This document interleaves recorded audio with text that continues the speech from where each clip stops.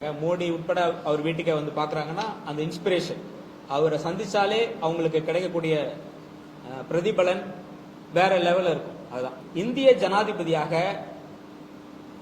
தமிழ்நாட்டின் super star Rajinikanth அவர்களை இந்திய ஜனாதிபதியாக அறிவிக்க வேண்டும் என்பதுதான் எங்களுடைய கோரிக்கை.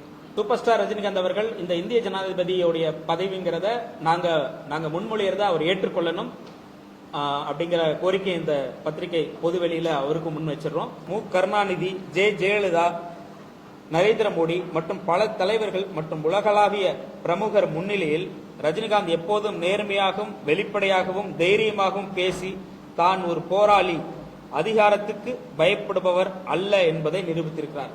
இந்த வரலாற்று புரட்டி பார்த்தா தெரியும் 96ல இருந்து என்ன நடந்திருக்குன்னு. 96ல தலைவரோட ஸ்பீச் அவர் பேசுறது நமக்கு இந்த பேசினதுக்கு அப்புறம் நமக்கு ஏதாவது பாதிப்பு வருமா, இந்த இண்டஸ்ட்ரியில இருக்க முடியுமா, அதுக்கப்புறம் நம்ம படம் வெளியிட முடியுமா அப்படிங்கிற எந்த துளி இதுவும் தெரியாது. அந்த 96ல வந்த வீடியோவை பாத்தீங்கன்னாலே தெரியும். அவர் முகத்துல இருக்கிற திமிரு, அந்த தைரியம், அதெல்லாம் இப்ப இருக்கிற யாருக்குமே வராது. அந்த மாதிரிதான் இருக்கும்.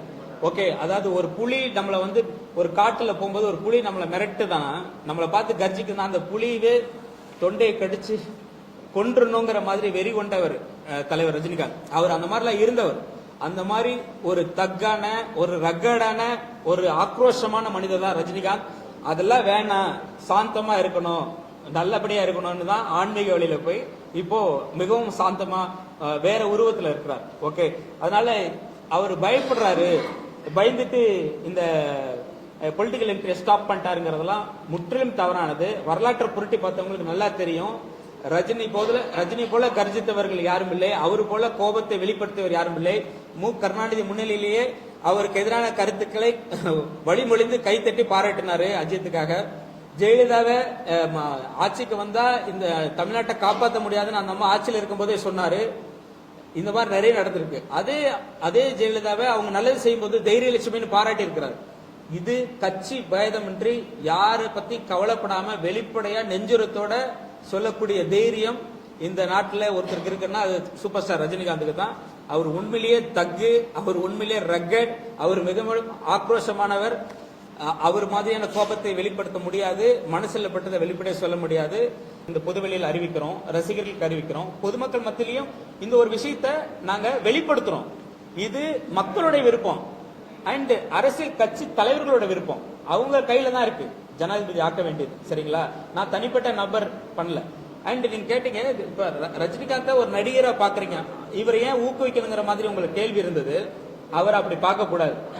அவரு நடிகர் அல்ல, நடிகர் போன்ற பார்வையில் அவரை பார்க்க கூடாது. அவர் எம்ஜிஆர் அவர்களை மனித புனிதர்னாரு. அதே போல ரஜினிகாந்த் அவர்கள் ஒரு புனித ஆத்மா.